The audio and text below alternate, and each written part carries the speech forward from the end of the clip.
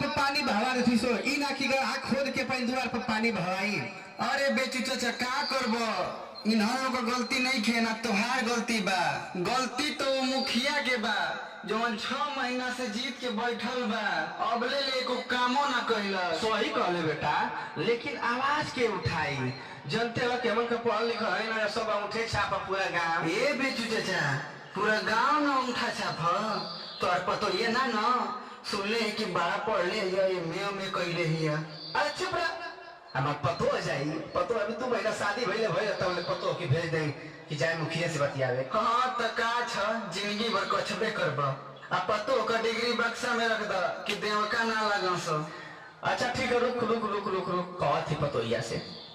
ए रानी, रानी। हाँ बाबूजी। अरे सुनो सुनो का बाबूजी? हाई देखा तू दुआ पे पानी लग जाता है। कहता ना कि प्रधान से अगर तू बतियेबू तो इस सारा मामला के हल निकल जाए। अरे तो आप लोग के जाके उनके कहे के न चाहिए, उनकर कहे बेबतवा कि ना करी हन। ए भौजी तब चलो ना बतियावल जा। हाँ चली जा आई जा, आप पूरे गांव के बटोर ली जा। चलो जा मुखिया जी लोगे। चल चल चल।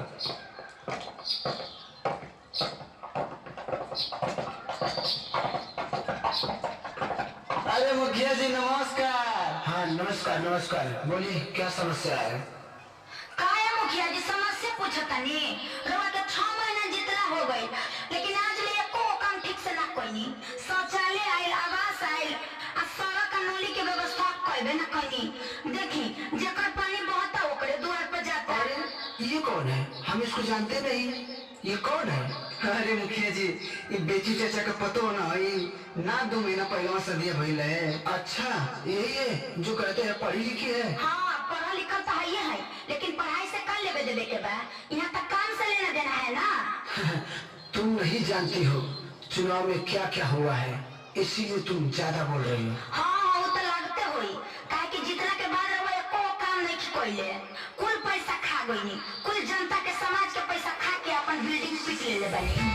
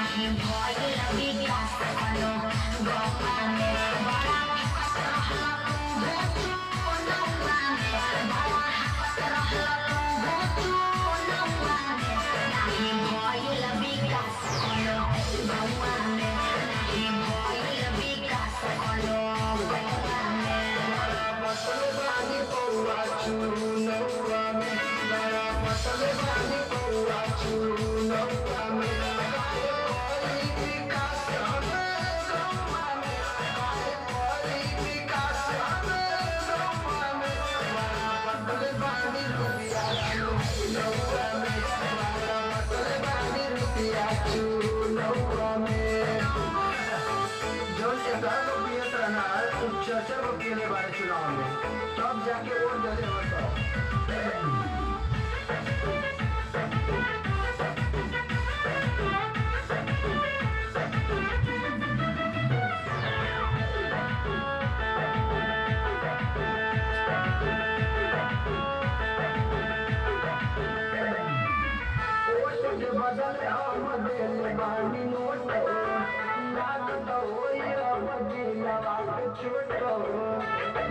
पूछा एक वोट पे कितना पैसा देने सुनी तो हमारा नाम नाही भोले गाँव खैलस लइका जवान सब मिल के दी कैलस।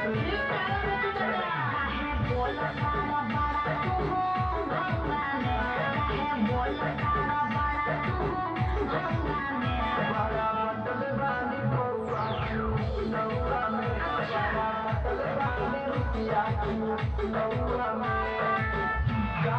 चाचा बता के लाइएगा, बड़ा नोट लेगा, नोट का जाके दे जाओ। जनता का बेवकूफ बना देला।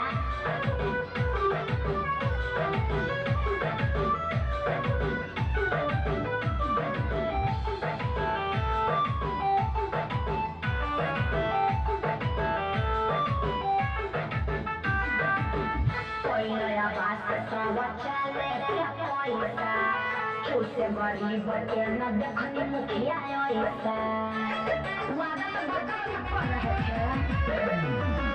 बने खबर मुखिया हम बेच दिहनी खेतो अच्छा मन लाग रहे सारे मुर्गा ले लो जल्दी खेल होई गौवा में आज जल्दी खेल होई गौवा में नहीं भइल विकास कनो गौवा में नहीं भइल विकास कनो गौवा में मुंह उठा के चलेला विकास देखे